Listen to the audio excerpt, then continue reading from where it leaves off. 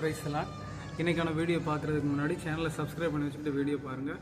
இன்றைக்கான வீடியோ என்னென்னு பார்த்தீங்கன்னா, நான் என்னோடய வாழ்க்கையில் என்னுடைய ஆவிக்குரிய நிலைமையில் பல நேரங்களில் நான் பிசாசினுடைய சோதனையில் சிக்கி நான் பல முறை விழுந்து போயிருக்கேன். அப்படி இருக்கும்போது நான் ஆண்டவர்கிட்ட கேட்குற விஷயம் என்னென்னா, ஆண்டவரே நான் ஏன் இப்படி விழுந்து போகிறேன் அநேக நேரத்தில், நீங்கள் எனக்கு ஹெல்ப் பண்ணுங்கன்னு சொல்லிட்டு நான் அவர்கிட்டயே ப்ரே பண்ணி கேட்டப்போ அவர் எனக்கு வெளிப்படுத்தினது என்னன்னு பார்த்தீங்கன்னா, நான் இந்த உலகத்தில் வாழ்ந்தப்போ 100% மனிதனாகவும் இருந்தேன், அதே சமயத்தில் நான் 100% கடவுளாகவும் இருந்தேன். ஸோ அந்த மனிதனாக இருக்கும்போது உனக்கு இருந்த எல்லா பாடுகளுமே எனக்கும் உண்டு.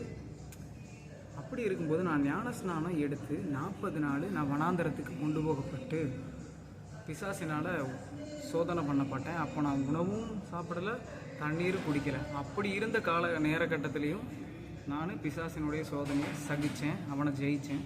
அது மட்டும் இல்லை, என்னோடய மரண பரியந்தம் நான் பிசாசினுடைய சோதனை எனக்கு இருந்தது. அப்படி இருந்த என்னோடய மரண பரியந்தம் நான் பிசாசினுடைய சோதனையை ஜெயித்து இந்த உலகத்தையும் ஜெயித்து மரணத்தையும் ஜெயித்தேன் அப்படின்ற விஷயத்தை எனக்கு அவர் தெளிவாக உணர்த்தினார்.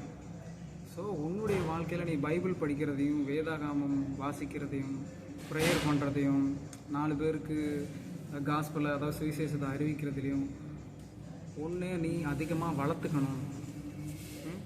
உன்னுடைய ஆவிக்குரிய நிலைமையில் நீ இன்னும் வளரணும். அதுக்கு இதெல்லாம் முக்கியம். நீ அந்த விஷயங்களில் இப்போ அதிகமாக நீ ஈடுபாடு இல்லாமல் இருக்கிற, உன்னோட ஜெபம் குறைஞ்சி போச்சு, பைபிள் படிக்கிறது குறைஞ்சி போச்சு.